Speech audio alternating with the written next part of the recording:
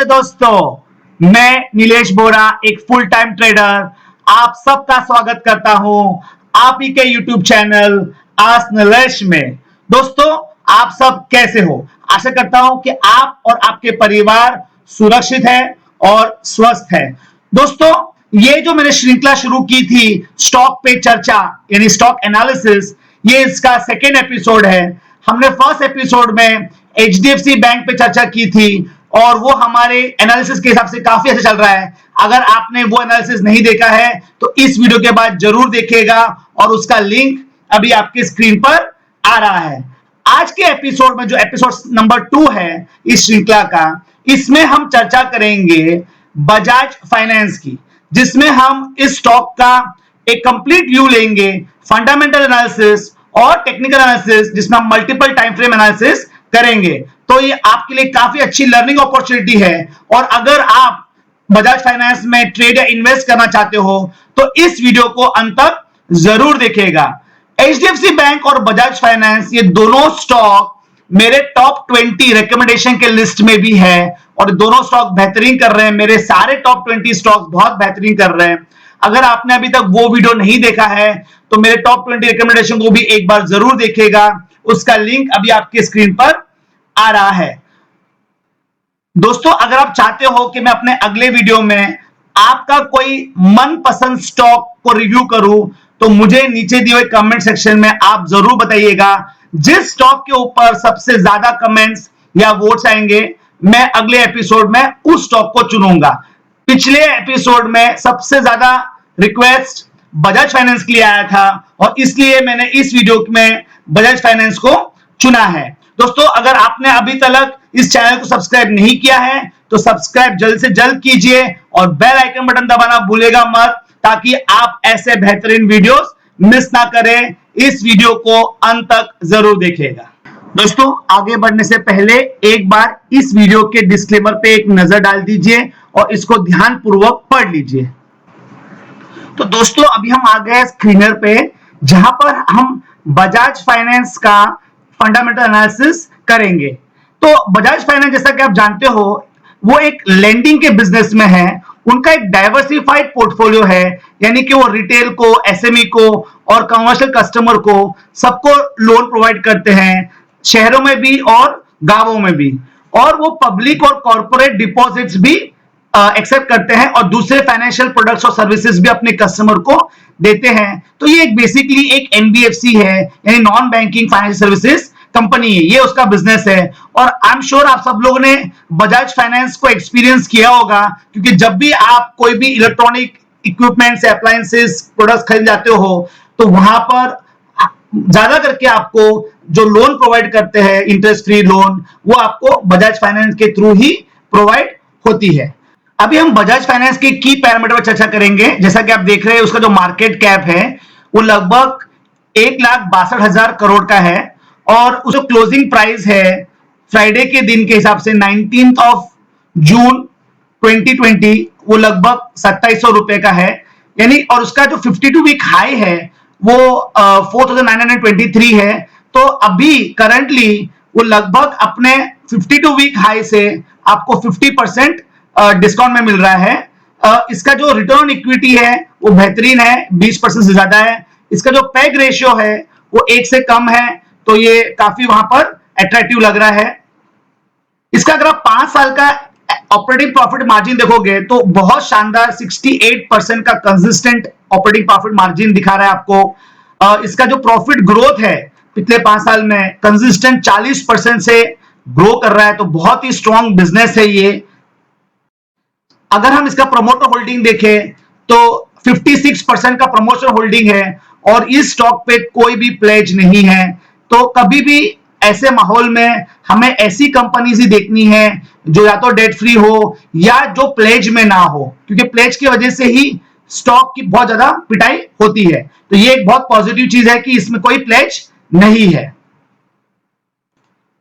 अभी हम चर्चा करेंगे इसके P&L की। तो यहां आप 2008 से लेकर अभी तक यानी पिछले 12 साल का डेटा देख रहे हो। अगर हम चेक करें, रेवेन्यू की बात करें, तो आप देखोगे कि रेवेन्यू कंसिस्टेंटली ग्रो होता आया है। 2008 में 486 करोड़ का रेवेन्यू था, जो कि अब जाकर 23,817 करोड़ हो गया है। तो कंसिस्टेंटली और काफी अच्छी तरह से इसका रेवेन्यू का ग्रोथ हुआ है। अगर आप इसका प्रॉफिट मार्जिन देखोगे, फाइनेंसिंग मार्जिन देखोगे, तो फाइनेंसिंग मार्जिन इनिशियली सब कुछ थोड़ा बहुत कम था, लेकिन अगर आप पिछले कुछ सालों से देखोगे तो लगातार 25% से ज्यादा, कई बार यहां पर तो 30-31% से भी ऊपर का आपको फाइनेंसिंग मार्जिन दिख रहा है। और अगर इसका आप नेट प्रॉफिट देखोगे तो ये 2008 में 21 करोड़ था, जो कि अब बढ़कर लगभग 4,881 करोड़ हो गया है। तो नेट प्रॉफिट में भी आपको कंसिस्टेंट इंक्रीज दिख रहा है। और अगर उसका आप डिविडेंड पे आउट देखोगे तो पहले कुछ साल इसने अच्छे खासा 20-25% का डिविडेंड दिया है, लेकिन पिछले कुछ सालों में वो एक लगातार 10% तक का कंसिस्टेंट डिविडेंड पे आउट कर रहा है। तो इन पैरामीटर्स पे बजाज फाइनेंस खरा उतरा है। अगर हम कुछ की पैरामीटर की बात करें तो सेल्स ग्रोथ पे अगर आप देखोगे पिछले 10 साल, 5 साल, 3 साल में कंसिस्टेंटली 30% से ऊपर की इनकी सेल्स ग्रोथ हुई, तो बड़ा स्ट्रॉन्ग सेल्स ग्रोथ है। अगर हम इनका प्रॉफिट ग्रोथ देखेंगे 10 साल, 5 साल, 3 साल का, तो 40% से ज्यादा का प्रॉफिट ग्रोथ है, जो कि बहुत अच्छा माना जाएगा। हालांकि ये पिछले 12 महीने में 25% हो गया, तो थोड़ा सा वहां डिप आया है, लेकिन ओवरऑल इसमें बहुत स्ट्रॉन्ग प्रॉफिट ग्रोथ है। अगर आप स्टॉक प्राइस का मूवमेंट देखोगे, पिछले 10 सालों में 50% का स्टॉक में रिटर्न्स दिया है सालाना, और पिछले 5 साल और 3 साल का रिटर्न भी आप देखोगे तो लगभग 25-30% से ज्यादा है। बस सिर्फ पिछले 1 साल में ये जो गिरावट आई है मार्केट में, उसके चलते पिछले 1 साल में इसने नेगेटिव 24% का रिटर्न दिया है। और यही हमारी अपॉर्चुनिटी है इस स्टॉक को सस्ते में खरीदने के लिए। और फाइनली अगर आप रिटर्न ऑन इक्विटी देखोगे तो कंसिस्टेंटली 20% से बेहतर रिटर्न ऑन इक्विटी दे रहा है, जो कि क्लियरली बता रहा है कि ये स्ट्रॉन्ग कंपनी है, स्ट्रॉन्ग मैनेजमेंट है और शेयर होल्डर्स को अच्छे से रिवॉर्ड कर रही है।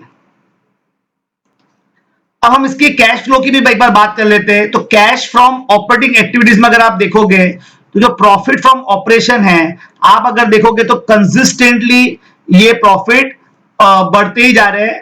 पिछले 12 साल का ये डेटा है। एक नेगेटिव चीज ये है इधर थोड़ी सी, कि जो इसके जो नेट कैश फ्लो है वो कंसिस्टेंटली पॉजिटिव नहीं है। कुछ साल पॉजिटिव है, कुछ साल नेगेटिव भी है। तो इसको थोड़ा डिटेल में समझना पड़ेगा कि ये कुछ साल नेगेटिव क्यों है, बट ये स्लाइटली मुझे नेगेटिव लग रहा है। बट ओवरऑल जो कैश फ्लो का सिनेरियो है वो पॉजिटिव है।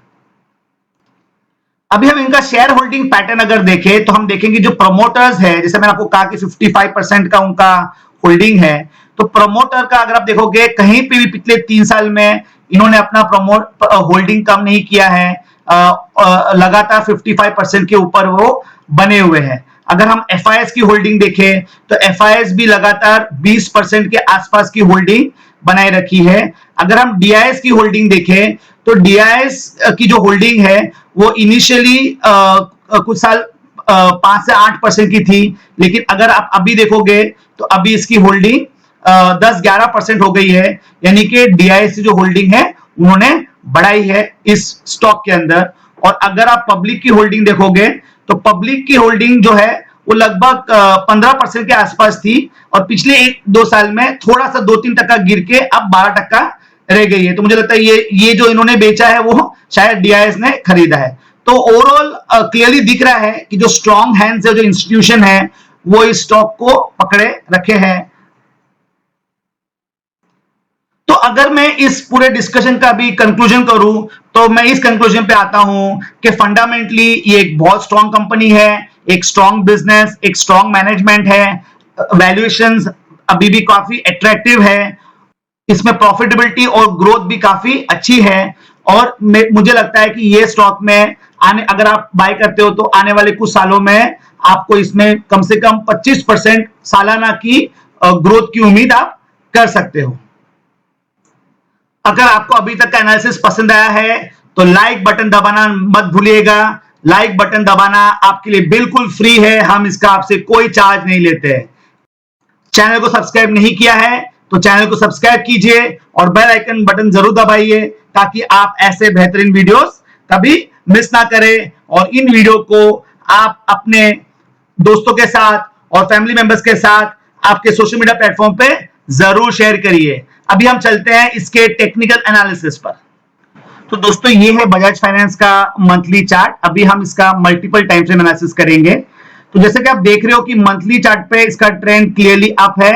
हालांकि मार्च के महीने में एक हमने बहुत बड़ी गिरावट देखी और उसके बाद इसने 2 महीना यहां पर कंसोलिडेशन किया और अब ये जून महीने में अच्छी खासी रिकवरी दे रहा है एक बहुत बड़ी बुलिश और स्ट्रॉन्ग कैंडल के साथ, और सारे मूविंग एवरेज भी पॉजिटिवली अलाइंड है। तो दोस्तों अभी हम आ गए हैं बजाज फाइनेंस के वीकली चार्ट के ऊपर। तो वीकली जो बजाज फाइनेंस का जो ट्रेंड है वो शॉर्ट टर्म के लिए डाउन ट्रेंड है, लेकिन लॉन्ग टर्म वीकली ट्रेंड जो इसका है वो क्लियरली अप ट्रेंड है।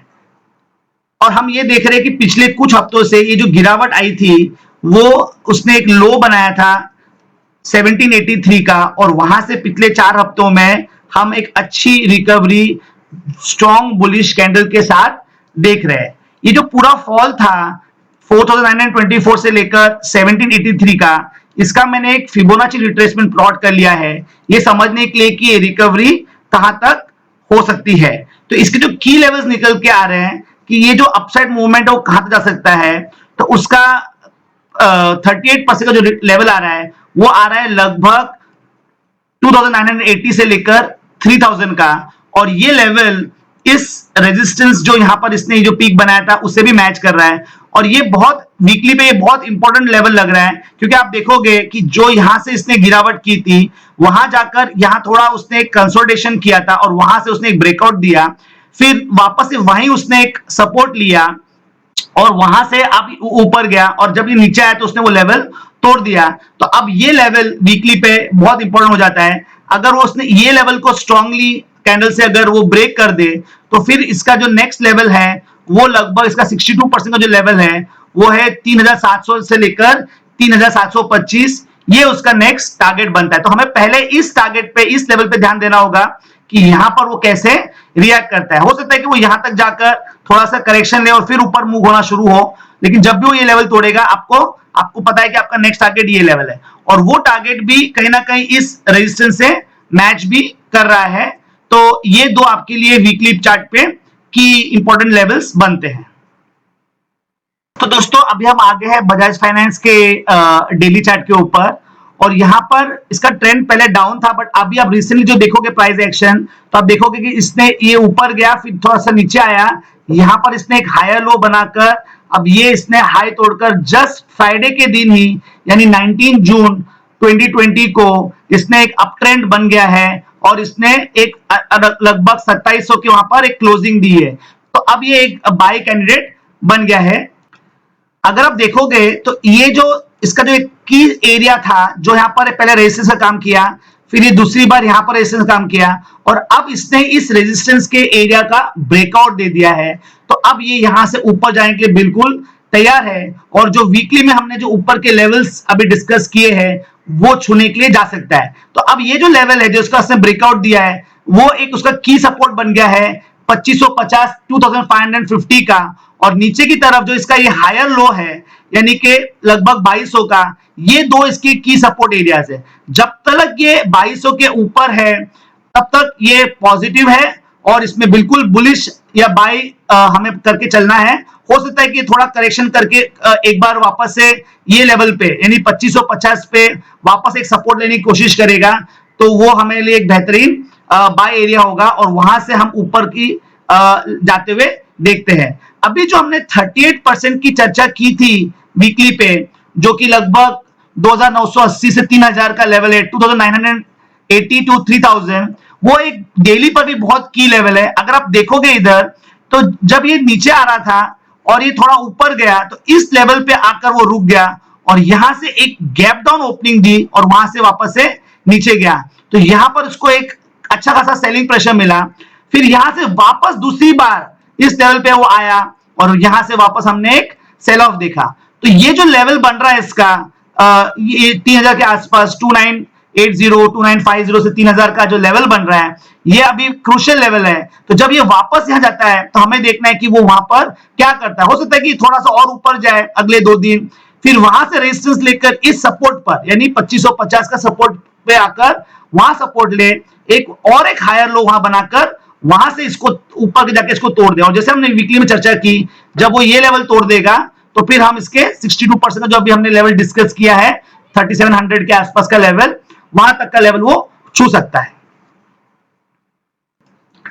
करंटली ये अपने 20 पीरियड और 50 पीरियड मूविंग एवरेज पे सपोर्ट लेकर वहां से ऊपर गया है और ऊपर की तरफ इसका ये 200 और 100 पीरियड जो मूविंग एवरेज है वो कहीं ना कहीं इन लेवल्स पे जिसके हमने अभी चर्चा की वहां पर एक रेजिस्टेंस का काम कर सकता है। तो इन लेवल्स पे और इन मूविंग एवरेज पे जब वो आता है तब आपको थोड़ा ध्यान देना पड़ेगा कि वहां पर प्राइस एक्शन क्या बता रहा है। लेकिन ओवरऑल अब ये स्टॉक बुलिश है और हम इसको ऊपर जाते हुए देख सकते हैं। तो इसमें बाय का ही आप मौका ढूंढिए जब तक ये सपोर्ट लेवल्स के ऊपर काम कर रहा है। तो आशा करता हूं कि आपको इस स्टॉक का फंडामेंटल और टेक्निकल व्यू दोनों क्लियरली समझ में आ गया होगा। तो आप मुझे इस दोनों व्यू पे आपके जो भी विचार हैं वो मुझे आपके कमेंट सेक्शन में जरूर बताइएगा।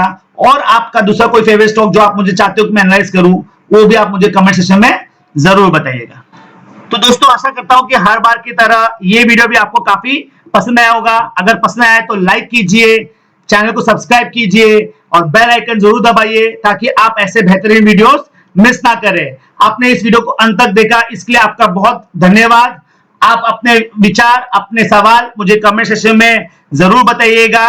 और जो मेरा टॉप 20 रिकमेंडेशन का वीडियो है और HDFC बैंक एनालिसिस का वीडियो है उसका लिंक भी आपके डिस्क्रिप्शन बॉक्स में है, एक बार उस वीडियो को जरूर देखिएगा। इस वीडियो को आपके दोस्तों के साथ और फैमिली मेंबर्स के साथ आपके सोशल मीडिया प्लेटफॉर्म पे जरूर शेयर कीजिए ताकि सब इसका लाभ उठा सके और स्टॉक मार्केट से भरपूर पैसा कमा सके। Keep learning, keep earning, stock market से जुड़े रहिए, देखते रहिए आप ही का ही चैनल आज नीलेश। घर पे रहिए, सुरक्षित रहिए।